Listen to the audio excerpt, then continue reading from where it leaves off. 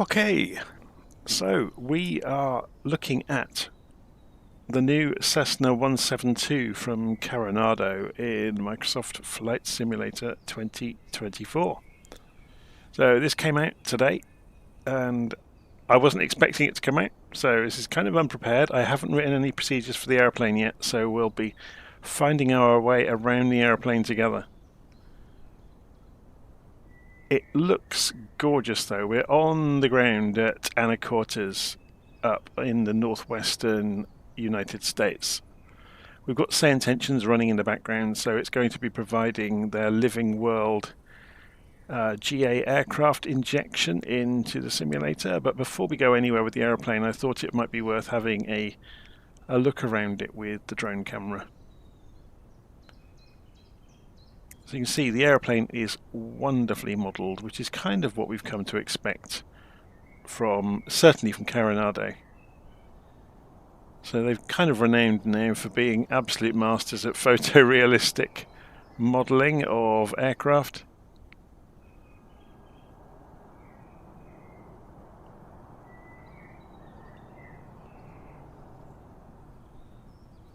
So just looking around the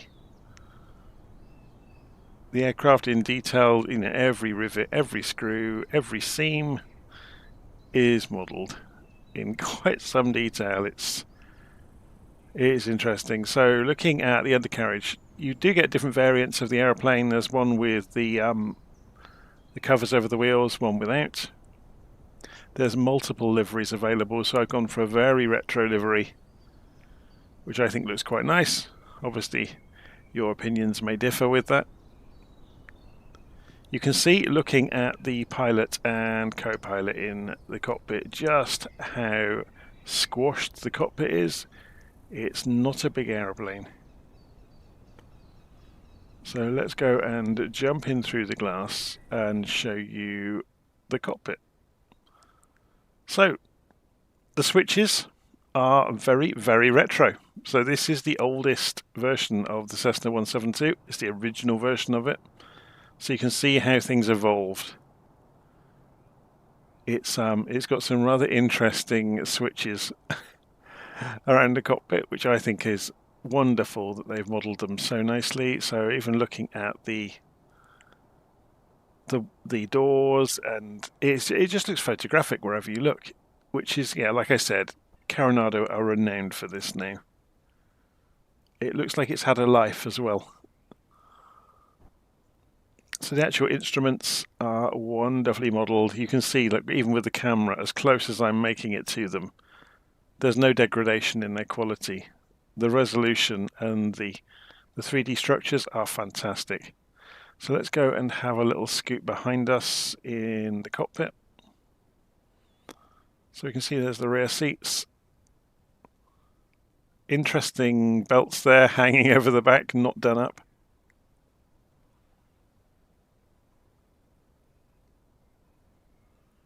Yeah, it's something else, isn't it? So if you get really close to these materials, they don't break down, they don't become pixelated. It really is very, very good. Same with the paintwork. There's, you know, bits of wear and tear here and there that are wonderfully modelled.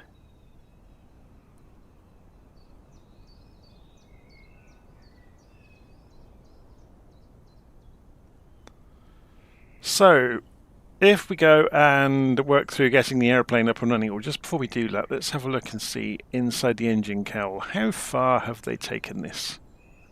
So you can see the basic engine block has been modelled, and the propellers. So yeah, the patina and the wear and tear on the propeller even, and on the nose boss as well, or the spinner, is it's interesting, isn't it? So you've got, now years ago they used to call this bump mapping, but I think it's got a new name now. But it's amazing how there's a relief there around the marks around the fuselage and the propeller, and yeah, the streaks of dirt underneath. It's very, very nicely done.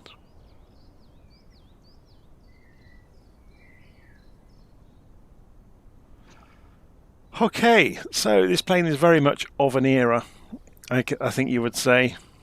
So let's go and take it for a flight, shall we? So we're going to press backspace. We were using the drone camera there, and I may just give the drone camera a bit of a stir on the sticks so it doesn't play around at us. So there we go. So press Shift and X, and we're inside the airplane with the normal view. So we'll try head tracking out as well using the Tobii Eye Tracker. And that seems to work really nicely. So you can see around the instruments here and the controls. All is good. You do get some options around the different variants. So you can choose one with the TDS or the PMS GTN 750. We're just going to go with the standard instruments today. We're just going to fly around the San Juan Islands. So we're not going to really need to navigate too much. You can remove the yokes, which will be quite handy for us. So should we go and get this started up? So first things first, we're going to go and look down between the seats at the fuel selector, and it's set to both.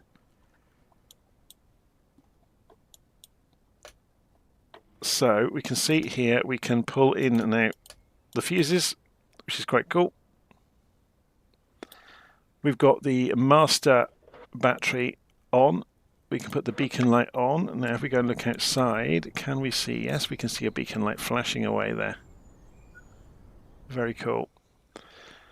We can turn the magnetos to both. We can put the mixture to rich. We can open the throttle a little bit, and we can pull the starter. So let's get a view of the propeller as we do that.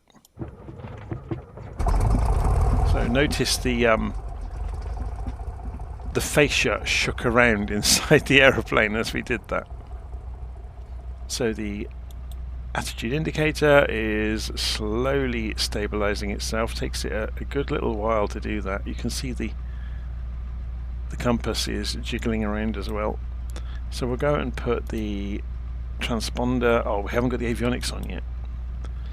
So we need to go and put the avionics on. And that pulls up the GPS and the radios, and there we go, transponder's gone to standby. The autopilot is powered by a switch over here, so it's been retrofitted to the aeroplane. Now that doesn't mean it's engaged, it just means it's in a ready state. Okay. If we go and re-show the yoke, there's a button here that will cancel it. Okay, so we just wait for the GPS to come up. While we're doing that, let's go and open the engine up gently. Now I'm just looking around to see what instruments we actually have, so let's have a close look together. Directional gyro over here with a heading bug. Very, very simple, and it can drift. So there is a roller here to adjust it. So obviously you would look up at the here we go, the magnetic compass to make sure it agrees with it. I've got a keyboard combination that I'm going to use to do that. So you can set keyboard combinations up obviously in the simulator in whatever airplane you're in. Let's go and get the GPS to align. We're not actually going to use the GPS too much today. Okay, so we got the mixture, we've got the starter, which we've already pulled, we've got the cabin air, we can pull it to close it, so it's open by default. Cabin heat, we pull it to switch on the cabin heat. Carb heat, we can pull it to warm up the carburetors. Beacon light we've already turned on. Parking brake is on at the moment, so we can obviously release that, and that is paired with the rudder pedals, or the the tip brakes or toe brakes, sorry, on the rudder pedals. So landing lights, and then we've got nav lights. So we're going to put the nav lights on as well. So if we go and have a look outside now, we should see. Yep, we've got a glowing light there on the end of the wing.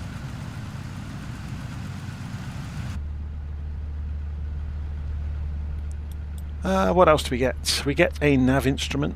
I'm guessing that's going to be nav 1. I'm not 100% sure. We can have a play with that while we're flying around. RPM for the engine, oil pressure, You've got the suction for the, obviously the steam gauges all use suction to drive gyros at high speed, amperage and oil temperature and carb temperature. I'm not sure if any of these panels open, and I don't think they do. This is the flap lever, so we can exercise the flaps. So if we go and have a look outside as we do that, you'll see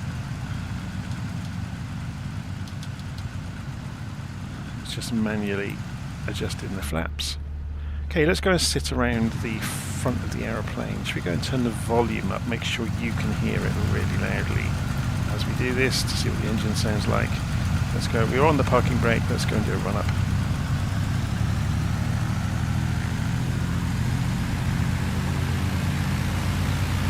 Bit dipping on the nose with the thrust and the tail moving around.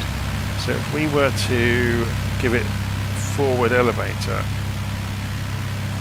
and then waggle the elevator around, look at that. Just with a little bit of thrust over the tail surface. We're not really gunning the engine either at all yet. So is the same going to be true of the rudder? So if we... No, it's not going to make the airplane move around. Obviously there's no airflow over the wings to make this do anything, but look at that with the elevator, with the thrust from the tail hitting it, thrust from the propeller, sorry, hitting it. Okay, so let's go and put head tracking on.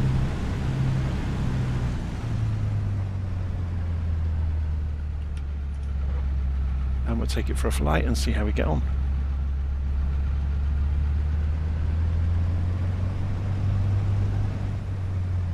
So there is no tower here, Anacortes, so we've got nobody to call out to, but we can at least go and make sure. Now I don't think Say Intentions have done anything around the Common Traffic Advisory frequency yet, and I say yet.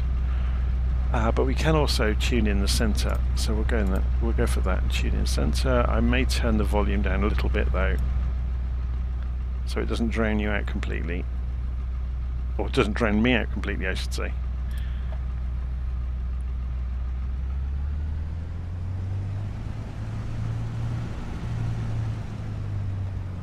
So let's have a little look at the wind. It is coming in from the side, 7 knots. So it would make sense for us to back up along Alpha to runway 18.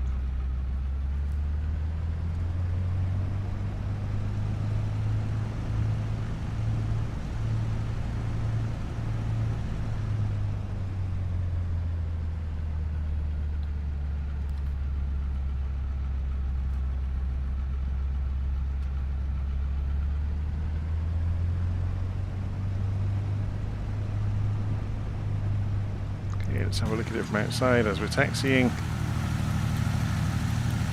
Looks amazing, doesn't it?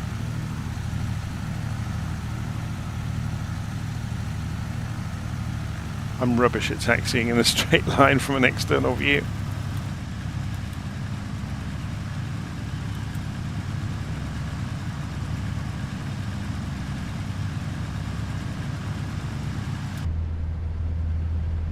WestJet 336, contact Seattle Center on 134.905.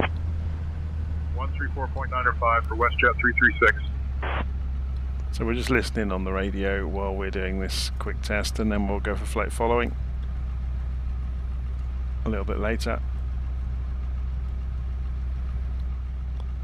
So I don't Seattle Center, Skyhawk 9898 Quebec would like to think about IFR clearance to Bellingham International. Skyhawk 98 Quebec, contact Bellingham Tower on 124.9er.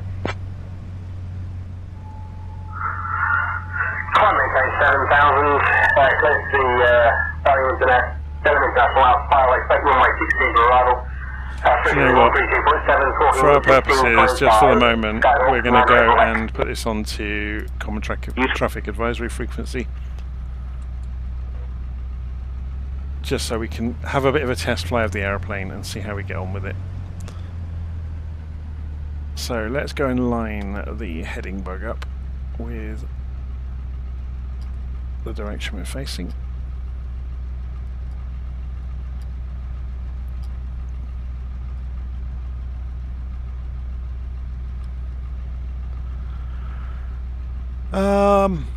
Okay, so I'm just going to go and straighten our view up. So in their infinite wisdom, it would appear that the... And let me just turn off the head tracking a second. Yeah, the default view is canted slightly downwards, because there's the centre of our view. We're looking at the attitude indicator. Now obviously you can correct that by pressing Shift and I very briefly. But if I press Shift and Space, we're actually looking downwards, which is a bit of a shame really. And we're also quite a long way back in the cockpit. If I was to turn head tracking on, or maybe not. We got the... It does seem they're quite a long way back, doesn't it? Let's have a look at from the external view. Oh, maybe it's correct. It just seems to be we're a long way from the fascia. You'd think in a smaller aeroplane you'd be closer. Anyway, let's see how we get on. So parking brake off. We'll go for first stage of flaps and full throttle. Let's keep an eye on the RPM. Going up towards the red line but not over it. Hold the centre line. It's wanting to fly straight away. A little bit of back pressure on the stick. And we're up. There's a bit of a crosswind but not too much.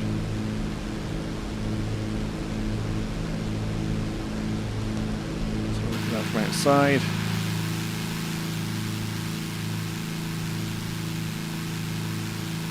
It's moving around a little bit in the wind.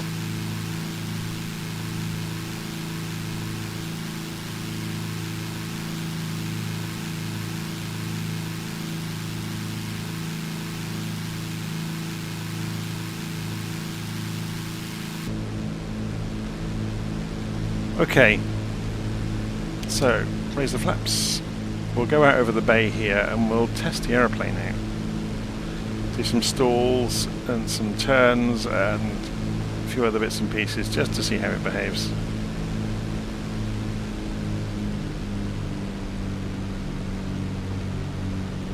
Coming up to 1,000 feet. I've just calibrated the altimeter, completely forgot to do that. Because obviously I'm not following a checklist. Too busy talking.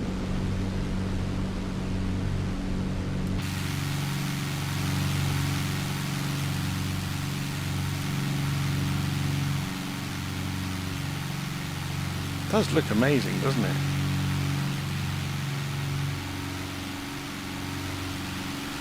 So while we're flying along, just to point this out to you, the fuel gauges are on the wings. Obviously the wings are full of fuel, or half full of fuel in our case.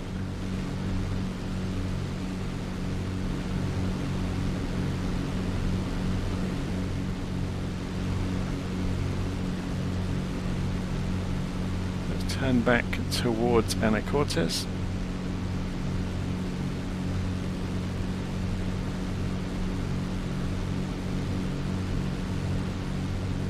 I'm not sure that the turn coordinator is lining up.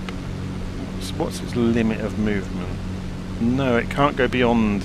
Okay, so it can't go beyond the marker, which is a bit of a shame, so it makes it really difficult to judge standard rate turns.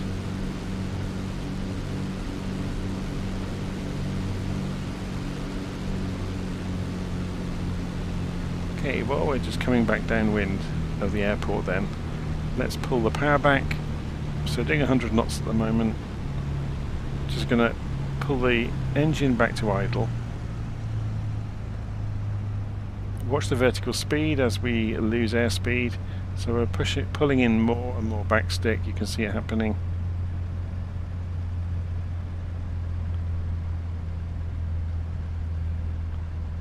And that's maximum backstick. And it's just gently mushing down towards... Oh, and it's dropped the wing. That was without any warning, it just went.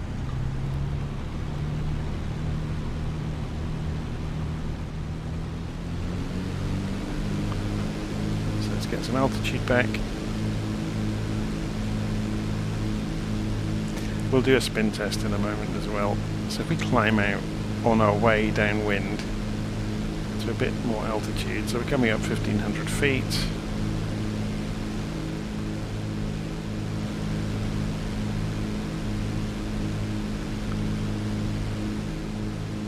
So there's the airfield over there.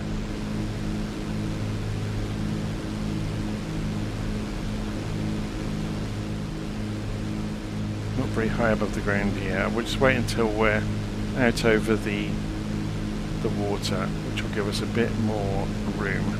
So coming up to 2,000 feet. Maybe we wait till we get to 3,000 and then we'll see what happens if we pitch it into a spin on purpose. We're in this kind of clearing in the clouds, which is quite fortuitous. So 2,200 feet. We're probably going a bit slow for best climb rate, to be honest. Probably better off putting the nose down a little bit and getting some airspeed.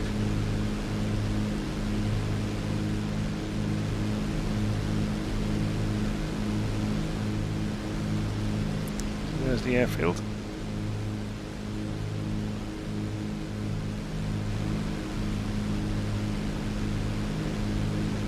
So, I'm being asked in the live stream, do I have the more current C172? Yes, because it comes with the simulator. With all versions of Flight Simulator 2024, you get a modern Cessna 172 with the G1000 avionics suite. For a few pounds in the marketplace, you can buy, or a few dollars. At our 12 o'clock, just a few miles ahead, you'll see the beautiful San Juan Islands. These islands are a stunning archipelago, known for their scenic beauty and diverse wildlife. The islands were named by the Spanish explorer Francisco de Eliza in 1791. Channel 2, tour guide disabled. Okay, done.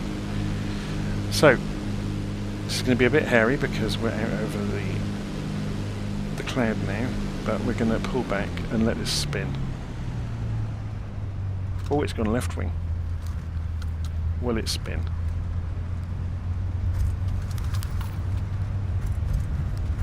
If I let go, no, it won't spin.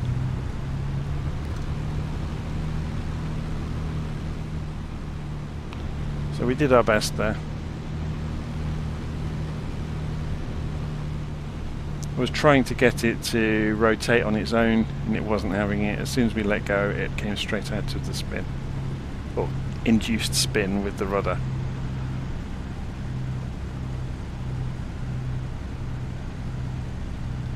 So I'm being asked, has this been released in the marketplace? Yes, I bought it from the marketplace. I had to search for Carenado to see it.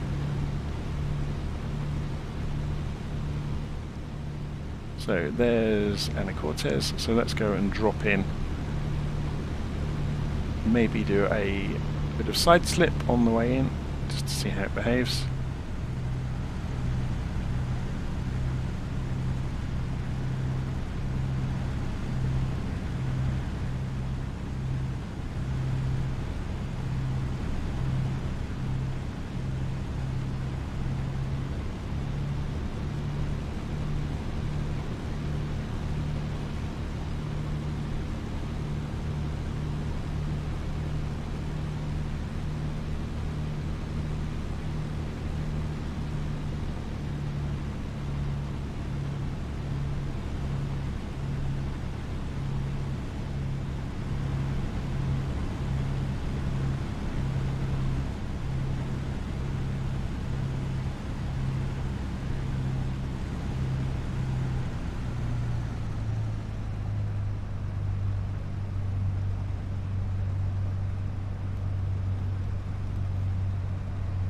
So I'm holding us quite high on purpose because I'm going to have a play with side slipping in a moment and have a play with the flaps.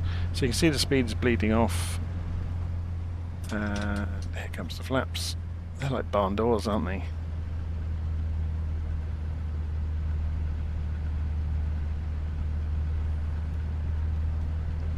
Okay, left rudder. That's full left rudder and a little bit of right stick to hold it straight. A little bit more.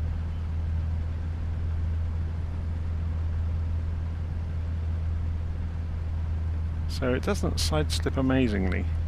Let's go full right rudder, with a little bit of left aileron. So you can see down here on the pedals what we're doing here. But it is losing altitude alarmingly quickly.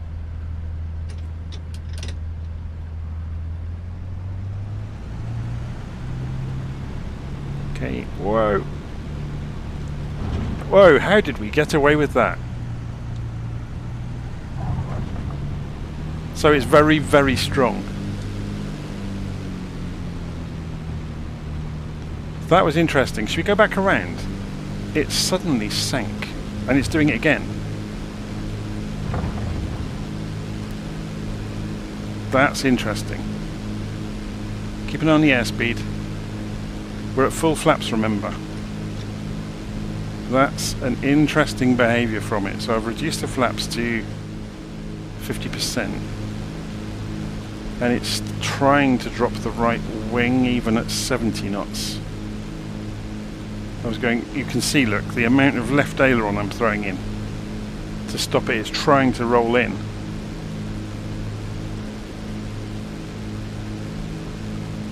Okay, let's go back around and try that again. This is why we test fly these things, to see how this behaves.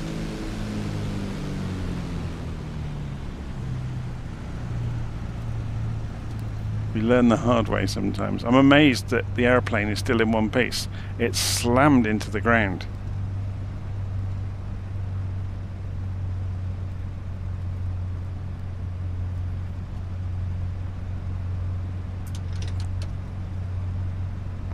So full flaps again. We've got a bit of a crosswind, remember, but it was. I didn't think it would make that much difference. Look at that. The amount of aileron we're having to throw in.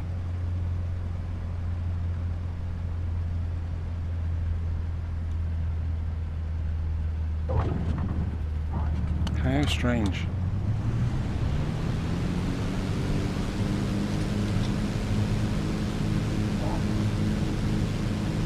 So with a little bit of a crosswind, I think possibly what's going on here is, look, it's actually got quite a lot of dihedral on the wings. So in certain situations, it's going to try and roll with a crosswind.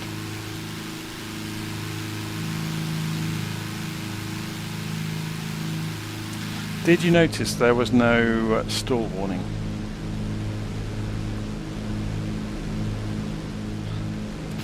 So I'm just wondering what this does.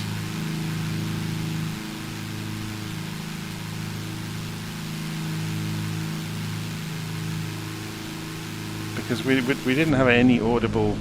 There's no gap. Oh no, there is. But that isn't usually where the stall warning would be mounted. Maybe it didn't have one.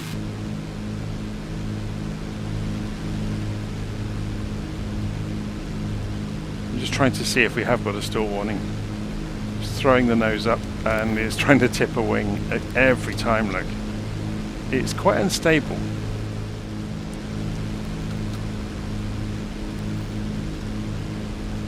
So I'm not doing that with the ailerons, by the way. That's just the airplane folding a wing under every time.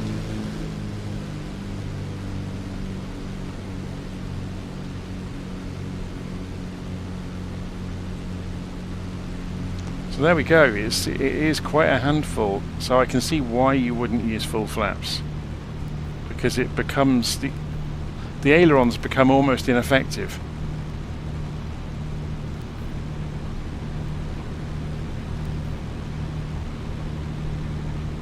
So let's come from the other direction. Just lining up. And we'll try a touch and go with no flaps and see what happens. So we may have to side slip this just to slow the airplane down.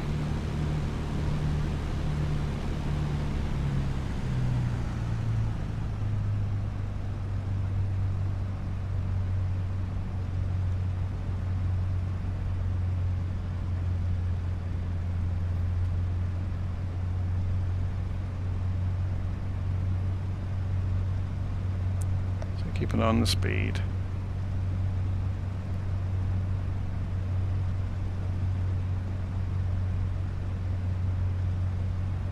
Yeah, that crosswind, look, is trying to get under the dihedral. Enormously so.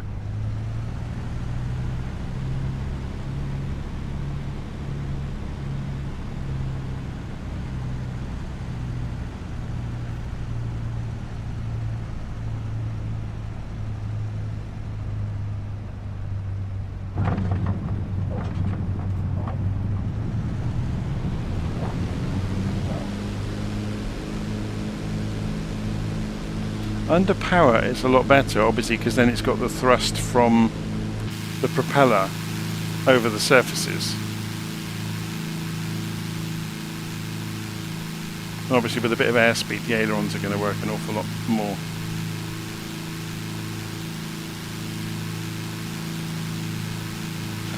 Okay, so we go off and do some exploring. So if we fly out 300 degrees out towards Orcas, let's go and get the radio tuned in to centre. Centre Golf Juliet Bravo Echo Kilo with you 1,000 feet departing Anacortes, requesting flight following.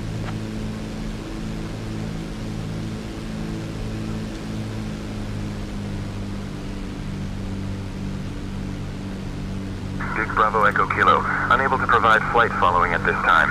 Remain clear of other traffic. Okay, they're not going to do it. We'll just stay on the centre channel then and listen to them. Let's try it once more, just to see if it was anything to do with the phrasing there. Centre Cessna Golf Juliet Bravo Echo Kilo with you at 1,000 feet, requesting flight following.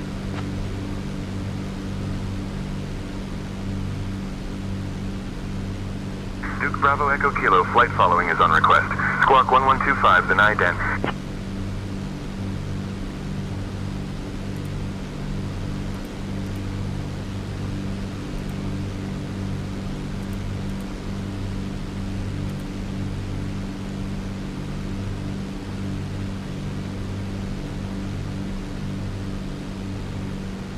Duke Bravo Echo Kilo, radar contact 2 southeast of Cypress Island Airport at 1,000 feet. Anacortes altimeter 2986. Because we haven't turned it on.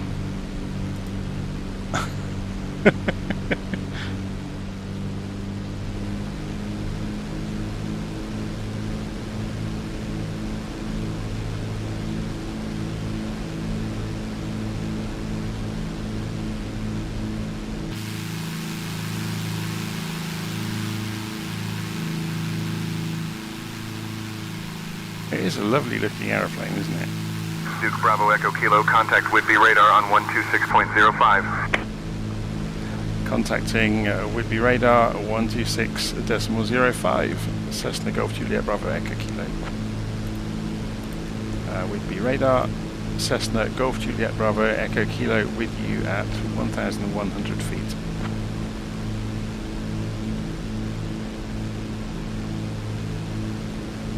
Golf Juliet Bravo Echo Kilo, Whidbey radar. Good afternoon. Anacortes altimeter 3006. We're going to have a look at the Coleman window. It's more or less correct.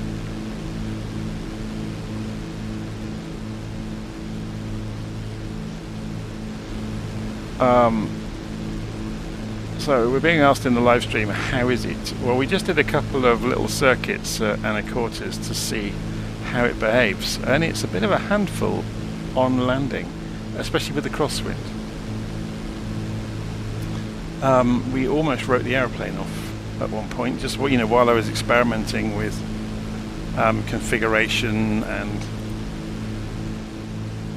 side slipping and different speeds, and it almost put itself in the floor. Well, it did put itself in the floor, but it survived it and bounced.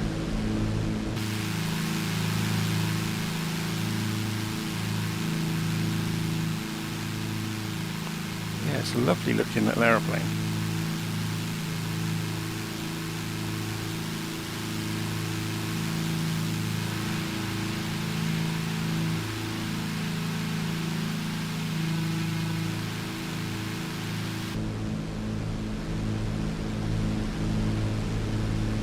Here, let's have a look at the map, see how we're doing. Going around the outside of the islands. It would be better if we went up through the inside channel towards Orcas, wouldn't it? So Skywagon 4 Golf Echo contact Orcas Island Tower on 128.25. Turn across. We ought to stay low. We can't go above 2,000 feet. Over to Orcas Island Tower on 128.25. Not when we're this close to Skywagon 4 Golf Echo. There's a, if we're going to have a look. Actually, no, we're well out of its way. There's 301 radar contact. Climb and maintain 2,000 feet minimum 12, for Class C. And we need to keep an eye on where we're going.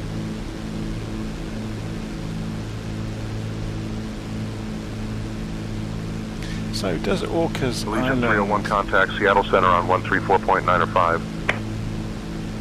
134.905 for Allegiant 301. Good day. Have a tower. Yes, it does. 132700. Skyhawk Zulu Yankee Oscar, contact Vancouver approach on 133.1. 133.1 Vancouver approach for Cessna Zulu Yankee Oscar.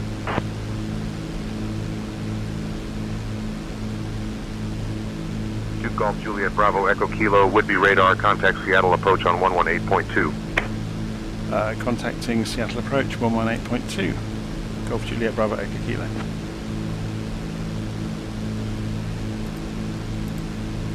Seattle approach, Cessna Golf Juliet Bravo Echo Kilo with you at 1,900 feet.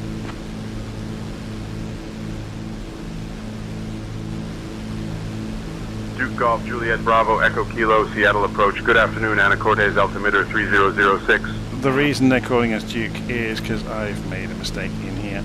If you go into identity, we've got, yeah, this should be Cessna. Auto, okay, they'll now call us the correct thing. So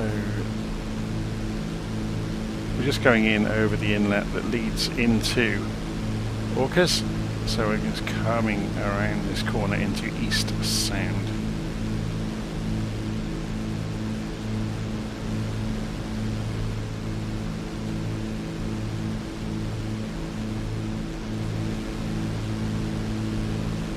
Cessna Golf Juliet Bravo Echo Kilo, Seattle approach, say destination.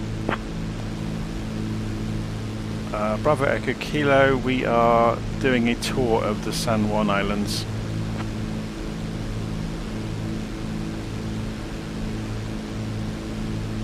Cessna Bravo Echo Kilo, Seattle approach, roger. Continue your tour of the San Juan Islands.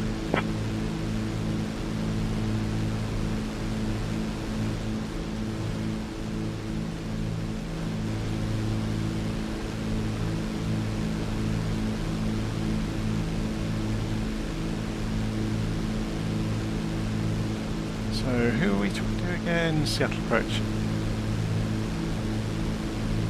Seattle approach. Cessna Golf Juliet Bravo Echo Kilo requesting touch and go at Orcas.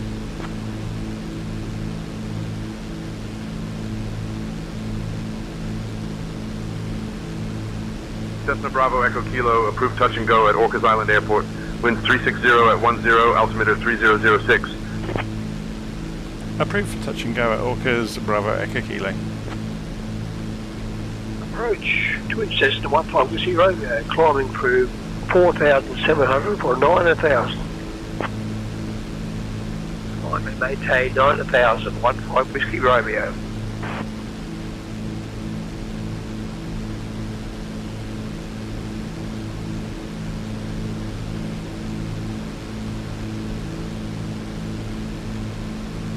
Look on the map just to show you where we are. Heading up the sound towards the airport. You can see it in a moment. It will start to resolve where that blank patch is in the trees.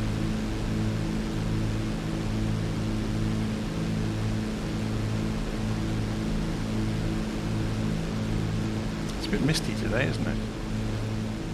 Get all sorts of weather out here around the San Juan Islands. You never can tell. Yeah, you can see the airport now, look. You can see the airstrip.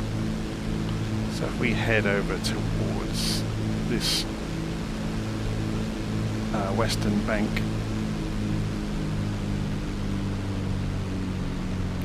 Start managing the airspeed.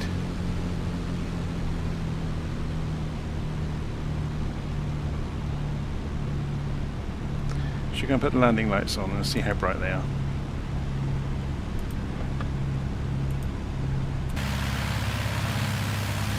So it's just on the wing.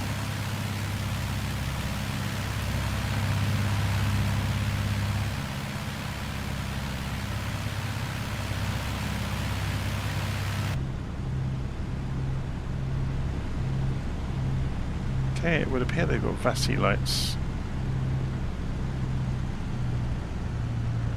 which is useful for us because we can use them to judge our altitude on the way in.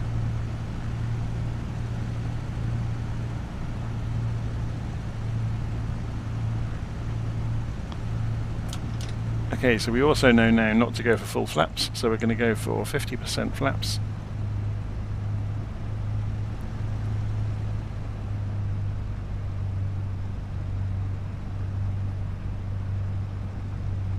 I'll leave the yokes on so you get to see me pulling the aeroplane around to try and keep it on course. So the speed is in miles per hour, not knots.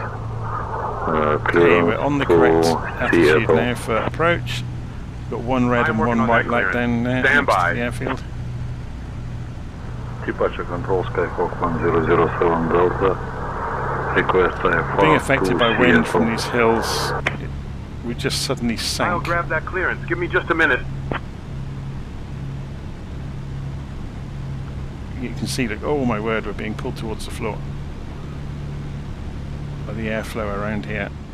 It's not a wonderful place to approach if the wind is not in a good direction. And we're suddenly being pushed, look, to the right as well. The air is really corkscrewing around here, having fun with us.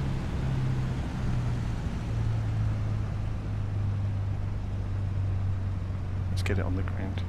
Jazz 158, contact Vancouver Tower on 125.65. 125.65 for Jazz 158. Hold it off and see what happens. Oh, no, we touched the ground already. I thought we might be able to float that a bit longer. So keep the back pressure and it lifts off on its own.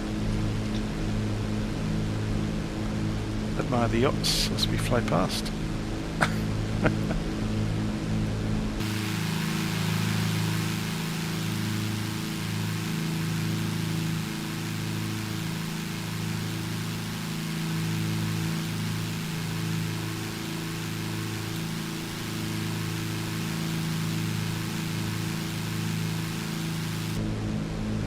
Okay, the landing lights can go back in.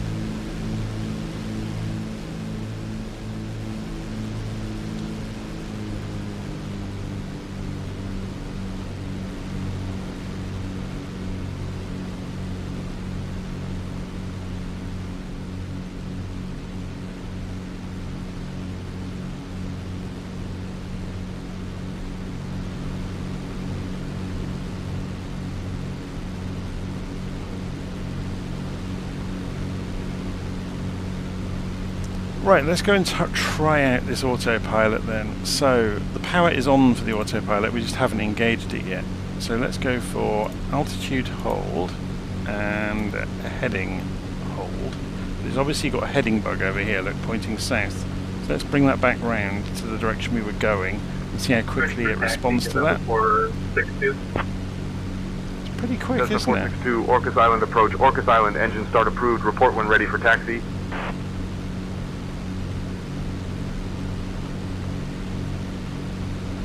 Orcas Island approach, Cirrus November 6462 is ready to taxi to runway 34. So it's holding altitude just above 1900 feet for us quite easily. 121 requested clearance to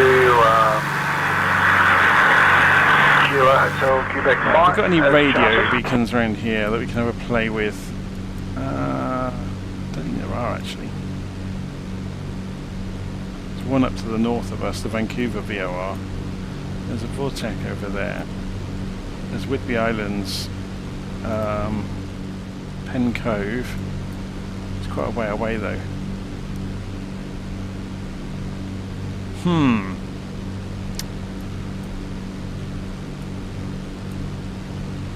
What's the range on Petco? 40 miles. Probably about 40 miles from it. 11720. Should we try it anyway and see what happens? So 11720. Let's switch that to active. Cessna Bravo Echo Kilo, contact Victoria approach on 125.45. Contacting Victoria approach 125.45 at Cessna Golf Juliet Bravo Echo Kilo. Victoria approach, Cessna Golf Juliet Bravo Echo Kilo with you at 1900 feet. We really need to be going south. Cessna Golf Juliet Bravo Echo Kilo, Victoria approach, good afternoon, eastbound altimeter 3006.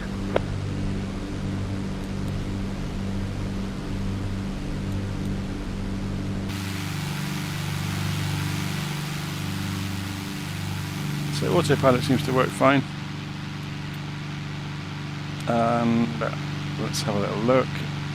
So we tuned in the VOR over here, didn't we? And it picked it up straight away. We don't obviously have any distance measuring equipment, although we do have a radio here, so yeah, that's not going to do it either, is it?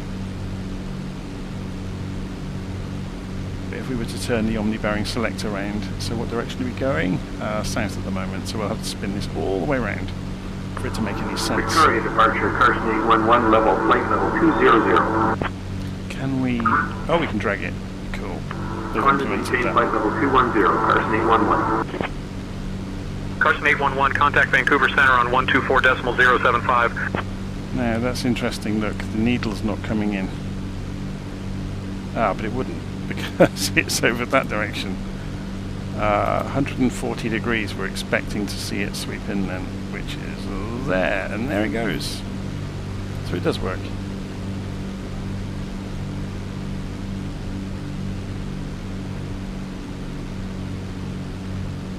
We're just obviously scooting down towards Friday Harbour.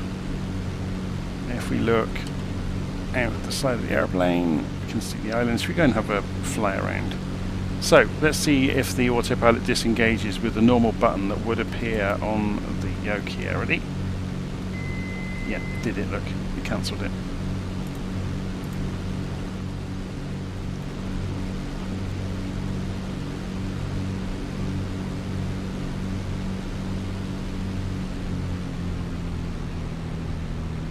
So we're just going to go and fly low through the trees down here and see how the airplane behaves when it's close to obstacles.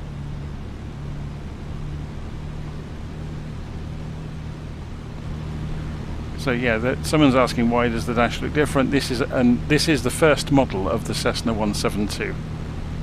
So this is the initial version that Cessna made. The versions you see around today are many, many generations later. This one has some odd characteristics. It's not easy to fly, particularly when it gets slow.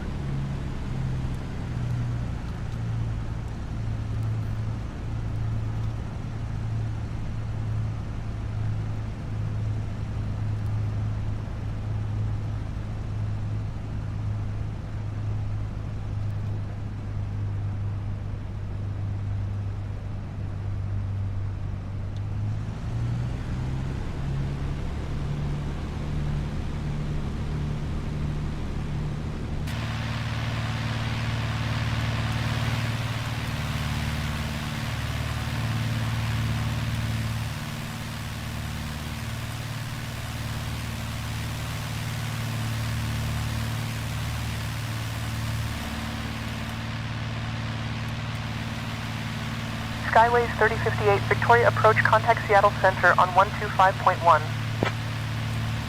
125.1, Skyways 3058. Need to climb away from the water. Morning, sorry, 36 with you, 3,800 to 73,000. Skyways 3056, Victoria approach, roger. Altimeter 2956. Okay, so we're coming in towards Friday Harbour.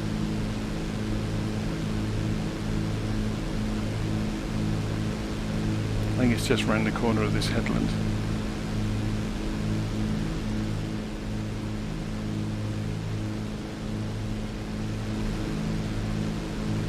So the shiny glossiness is just the way the sun's hitting the edge of the glare shield. If we were to turn away from the sun, that will stop happening. And if we move the camera, for example, you'll see. Yeah.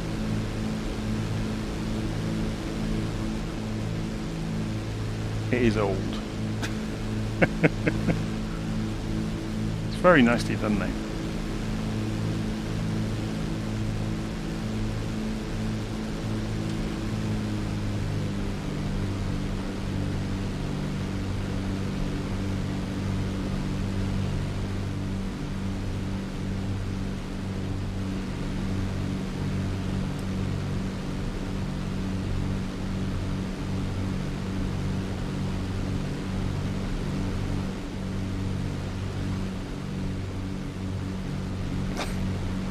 It's always quite unnerving when the co-pilot looks straight back at you, isn't it?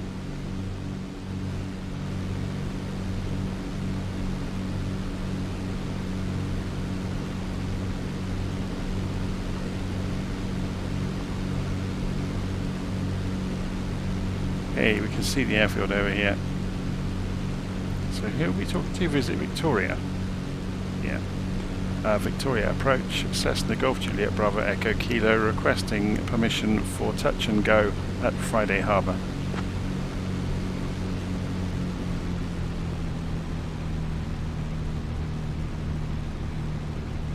Cessna Bravo Echo Kilo cleared for touch and go at Friday Harbour Airport. Wind 005 at 10, altimeter 3007. Cleared for touch and go, Friday Harbour, Bravo Echo Kilo. Notice they didn't give us a runway.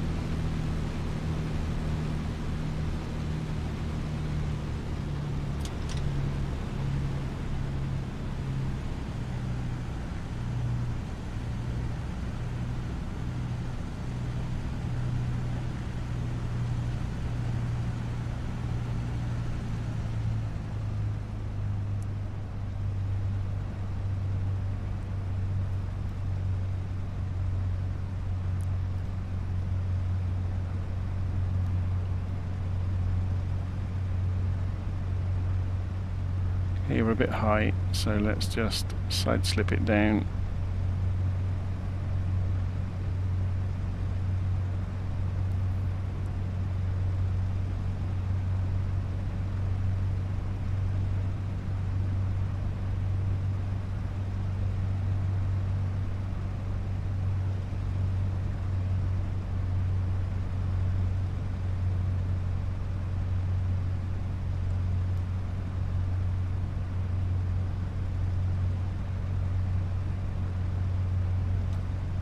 Not wanting to slow down, is it?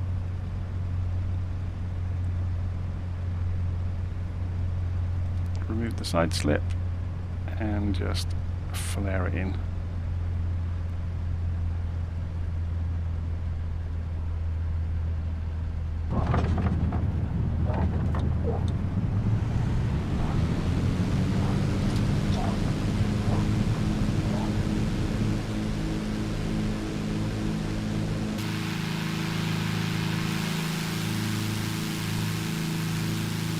So I lifted the flaps that time to see how it would affect the climb performance, and it accelerated like crazy with no flaps. So it just shows how draggy they are. They're like barn doors look.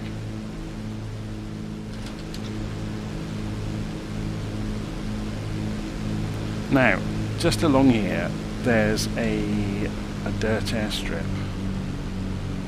on a hillside.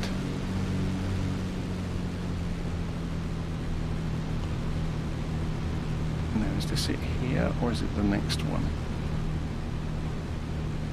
There's a building at the far end. Can't quite see past the strut there. No, it's not that one. It must be further on. Cessna Bravo Echo Kilo, contact Whidbey radar on 126.05. Whidbey's in the middle. contacting Whitby radar 126.05, Bravo Echo Kilo. Whitby radar, Cessna Golf Juliet Bravo Echo Kilo, back with you at 700 feet.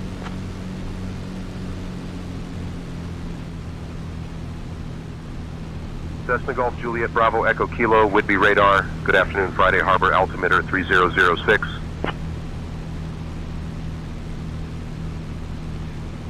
This is the one I'm looking for.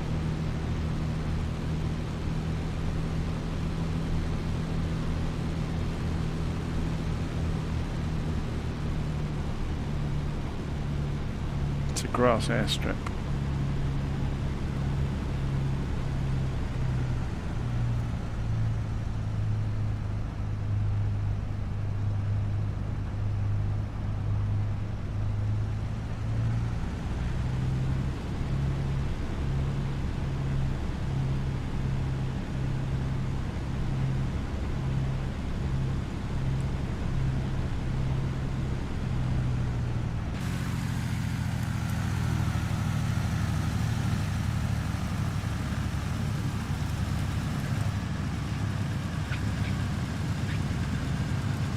Girlfriend of muddy puddles.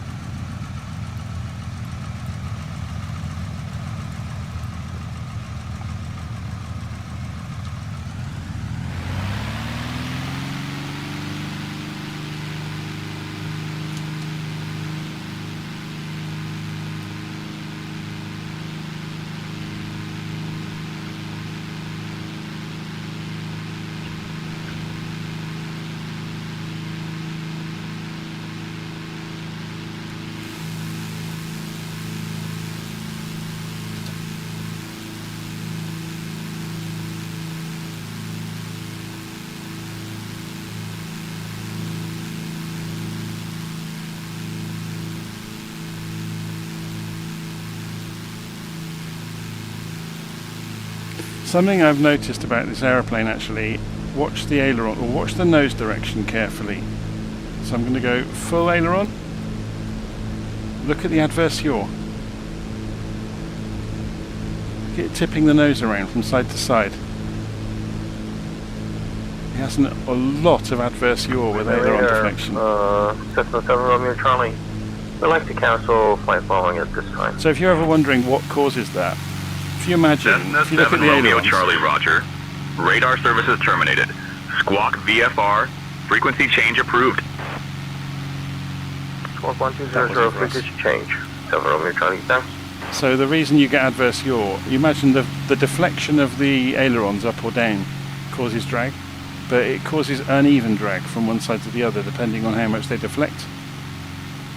And you know how much, therefore how much drag. So you can see it doing it there, look.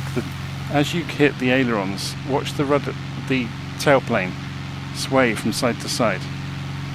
I'm not putting any rudder in, look. That's just the aileron deflection causing that. And everybody on board's going to throw up at any moment.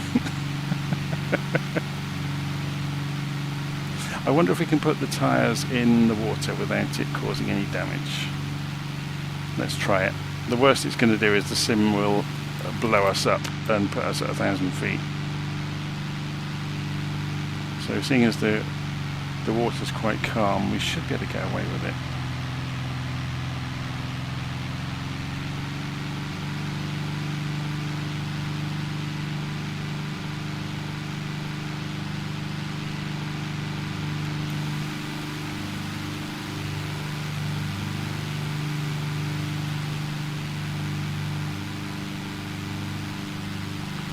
We can't see our reflection very easily, can we? There it is. Because the water's just choppy enough, we can just see our reflection when we get very close. And no, look, the water's getting worse. I'm not going to even dare. The weather's changed slightly, look. It's just choppy enough that we wouldn't get away with it.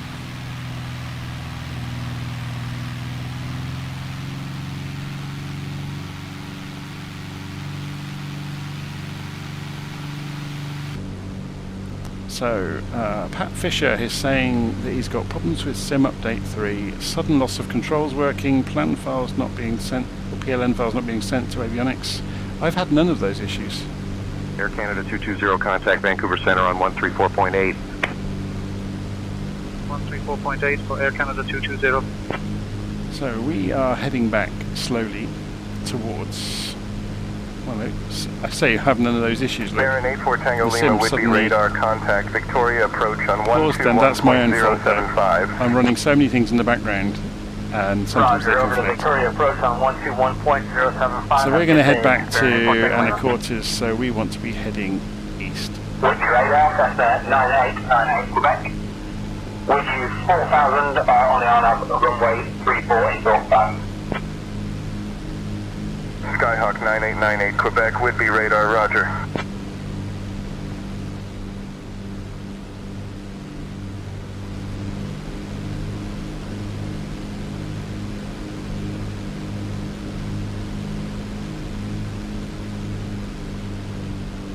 Look at that turbulence chucking us around over the top of that hill. Very cool.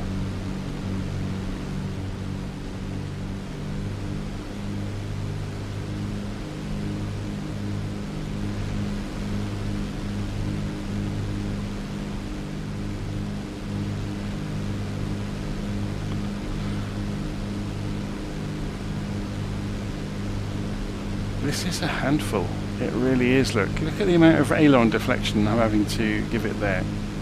We're being tipped around by crosswinds getting under the dihedral of the wings.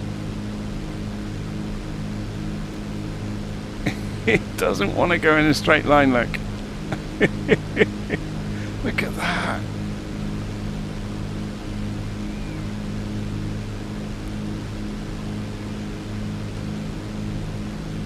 It is really being thrown around. So what are we actually being hit by? Let's have a look. Only got an 8 knot, but it's a crosswind, look, it's getting underneath the wing and tipping us around.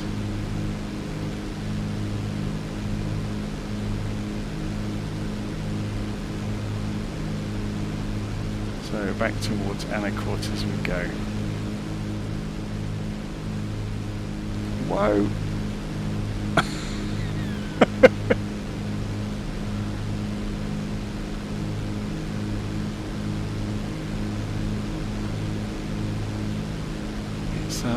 Yeah, it's a handful. It really is. We have lost the GPS. Oh, did we cause that? Have I missed something? We got the mags on. Starter, pull, brake, beacon, master, primer. I've not gone and pulled a... We've lost power to most of the avionics. Did I must have pressed that by accident earlier.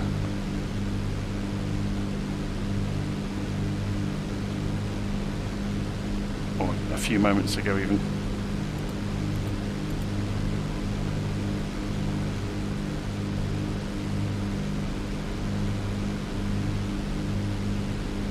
Wait for the GPS to fire back up. Not that we really need any instruments. We're just flying back towards Anacortes and then we'll put the airplane back down on the ground.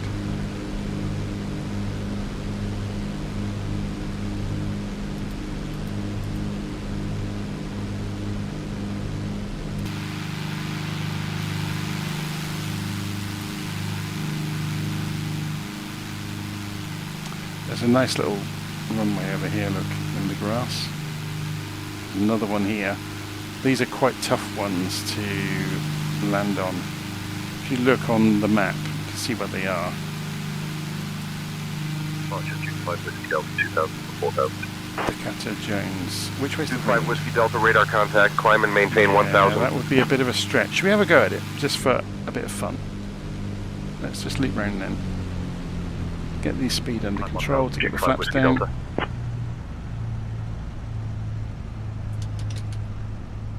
Flaps down.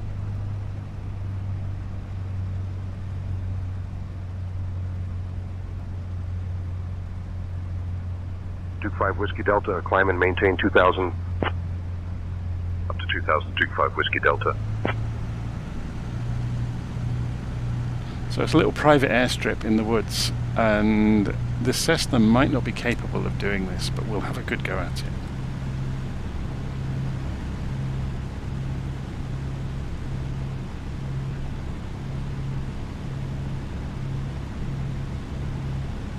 Might have to pull out all the tricks of the trade with side slipping and... Duke 9 Victor Tango, radar contact, altitude restrictions cancelled, maintain VFR. I'm not so confident though with this, the stall limit on this thing, whether it's going to be able to do this.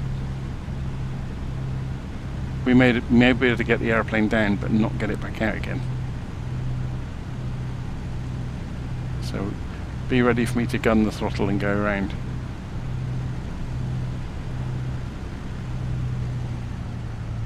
Two-5 Bravo, altitude restrictions cancelled. Maintain VFR altitudes. Roger, November 25 Bravo. 2-5 Bravo, contact Bellingham Tower on 124.9er. No, I'm not. Look, the amount of Ailer on the moment is Bellingham Tower, 124.9er, November 25 Bravo. We'll try.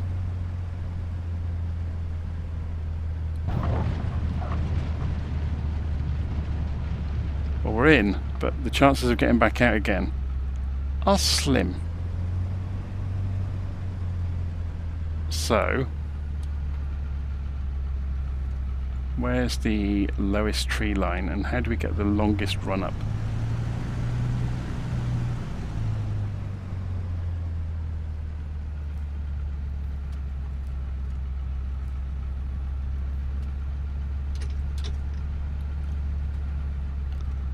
That's not much room, is it, to to get the airplane in the air? Flat out, and we're rolling.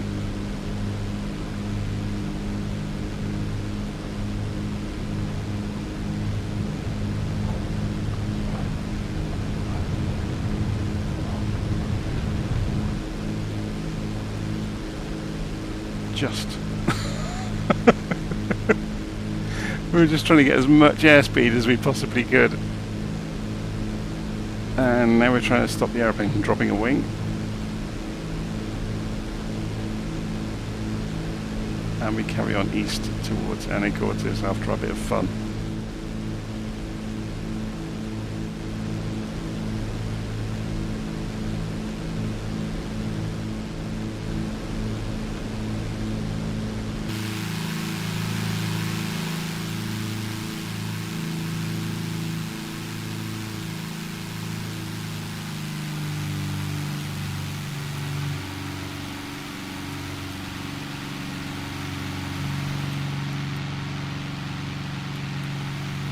So I think once you get used to the idiosyncrasies of this particular aeroplane, it's actually okay. You just have to be careful.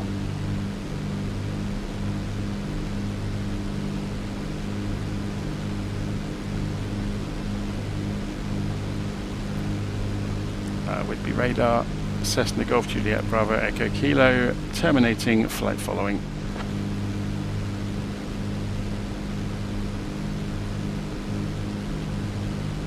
Cessna Bravo Echo Kilo, flight following terminated. Squawk VFR. Squawk VFR, Bravo Echo Kilo. So to do that, the easy way is to turn the tracking off. And is it 1200 or 7000 in the US? I can never remember.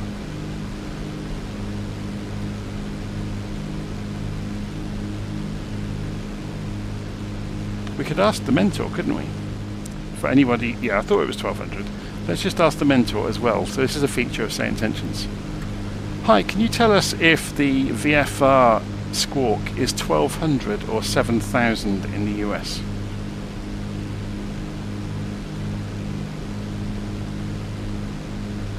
In the US, the standard VFR squawk code is 1200. Squawk 7000 is typically used for special VFR or other specific situations. Keep that in mind when communicating with ATC. There we go. So let's have a look at which direction the wind is. We'll see. You can see where we've been flying around for a while. So we'll loop round should we do left pan? So if we go this way, you can see the runway over there.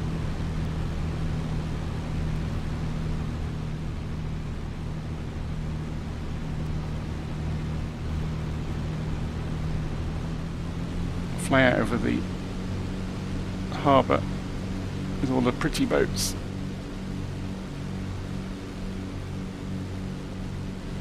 So there's no tower here, so it's just common traffic advisory frequency. Oh, I say that, look, oh no, that's Whidbey Island it's showing here, but CTAF will be the same frequency everywhere in the local area.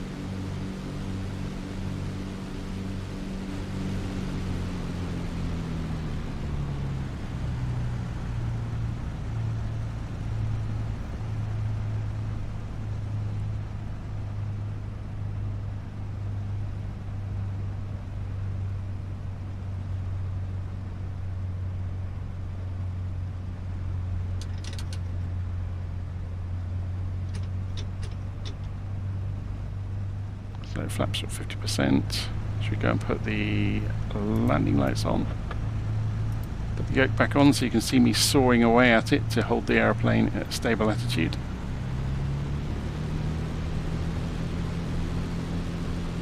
That crosswind kicking us around.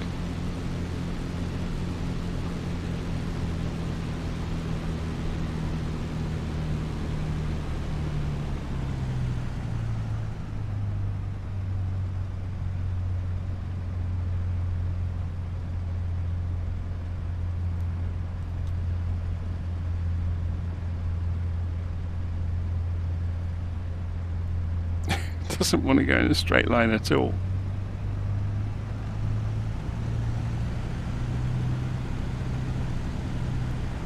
It's like juggling a box of frogs or a broken supermarket trolley, that's what it's like.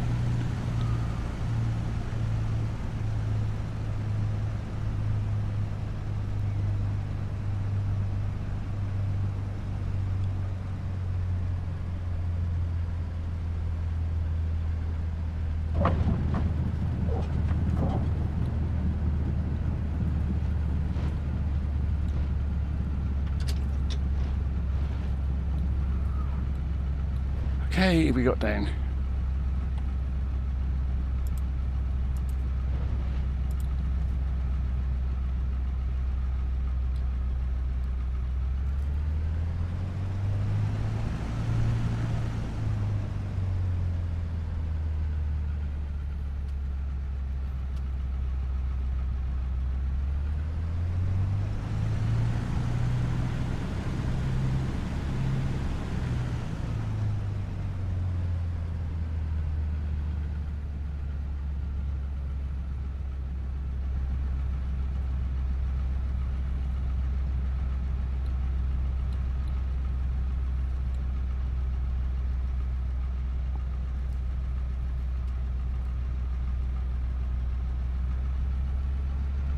Go and park up against the fence by the main building.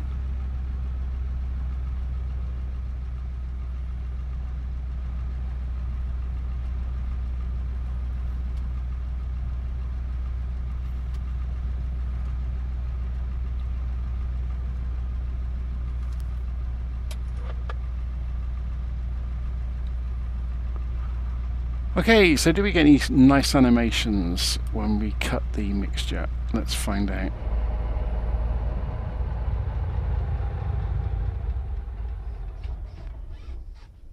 It's pretty good, isn't it? So we can then beacon lights off. We've already leaned the mixture out and run the fuel lines out of fuel, the master power off, avionics off, everything. Oh, that's the parking brake. So, in common with lots of the aeroplanes these days, you can open the windows, by the way. So that's all nicely animated as well. And obviously, if you've got head tracking with that, you could play games, I guess, with cracking your head out of the window maybe and bashing it against it. But in common with lots of aeroplanes, if you open the door it's going to put you into walk around mode, which is not wonderful, but at least it works, I guess. I'm not sure if walk around mode, I presume, yeah, you can interact with the surfaces. So let's go try that. Can we see the yoke over there?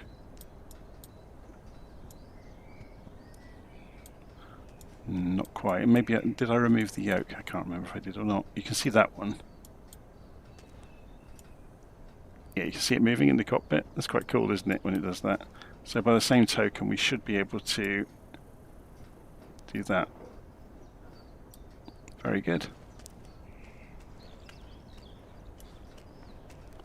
So there we go, that's the Carenado Cessna 172 in Flight Simulator 2024. It's pretty good, isn't it? It's obviously, it's not study level, because you don't really have to manage the engine, but the flight model is, yeah, it's quite temperamental. You have to work at it to hold the aeroplane in a straight line. It's very good. And it's not too expensive either. So you can obviously find the airplane in the marketplace. If you search for Carenado, it will turn up. Okay, I'm going to leave it there. Hope you've enjoyed that today, and I'll see you all again soon. Take care.